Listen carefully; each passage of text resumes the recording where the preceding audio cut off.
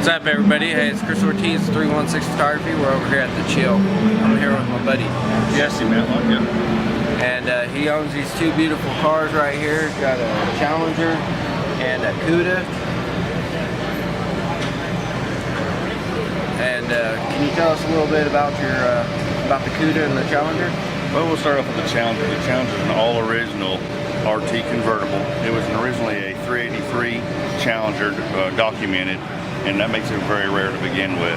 And then on top of that, I took the 383 that I didn't have it with the car, so I built a 426 Hemi just to.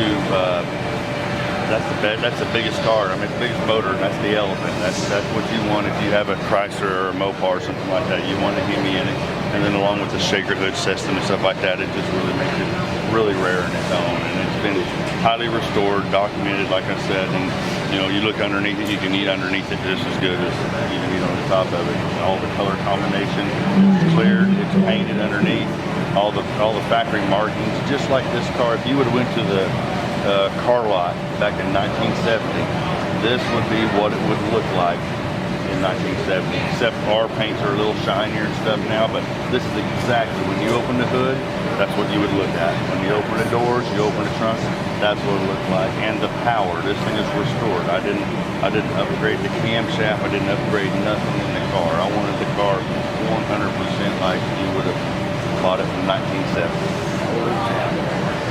You mind me asking how many miles do you have on it originally? This car here, since my restoration 3 years ago, I may have about 120 miles on it and stuff like that. So it's just really, it don't get driven a lot now. I'm getting ready to retire it after this season. Now, can you tell us about this beautiful Cuda that you have over here?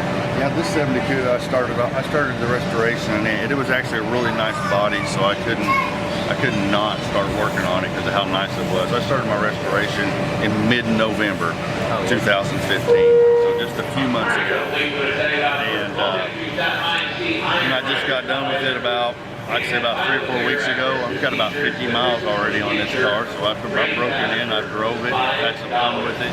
It's been to some pretty nice shows already, and it's won some good awards as well. I kind of snuck into it. I didn't expect the car to come out like it did. You know, everybody's just swarming around the car, and it just really makes me feel special, makes me feel important. You know, I don't see the quality like everybody else does. That's just what I do. You know, when this car came out with the wheels and tires and the scheme, it's actually called a pepper gray.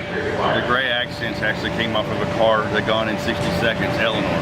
Oh. And so I got the paint coat off of that, and I actually shot another Mustang, but I had some of that residual paint left over that I was like, man, I wonder what this would look like with that paint on it, and I put satin clear on it. Well, in the sun, this still flops to a goldish green tinge, you know, so it has a little flop even though it has satin clear on it and stuff like that. So it's well maintained. It's got a 440 cubic inch Mopar motor in it. I polished out what I could polish out. It's automatic transmission. It's got all the goodies. It'll show and go. And you said that what kind of projects or things do you have also for this car?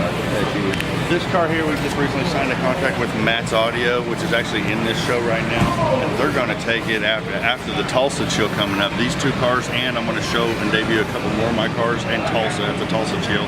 And after that chill, they'll take possession of the car and they'll take it down to their facility in Texas, and where they're going to go through the whole system. And they're going to put everything in it, take the back seats out, kind of just redo it all to their liking. So they're going to take it to and debut it at this year's SEMA show in November. Oh, sweet. You know, in their booth and stuff like that. I've also got another one, and again, if you have anybody want to follow it, you can get on my Facebook and under Jesse Matlock. Okay. That's Jesse Matlock, and then you can follow our builds. I have a Project Striker right now that makes all these cars in here. It's just the highest of the highest. It's a Foose, it's a Kindig kind of quality style car, and it will be in competition for the Battle of the Builders in SEMA at Las Vegas. And I don't know how far I would go. I'm just a little guy in Dewey, so we'll just see how it is. But I know we'll get some publicity on it, and the main thing is just like, I'm just here to show people what we can do in Oklahoma. You know, I didn't have nothing gave to me, and I work for everything we have.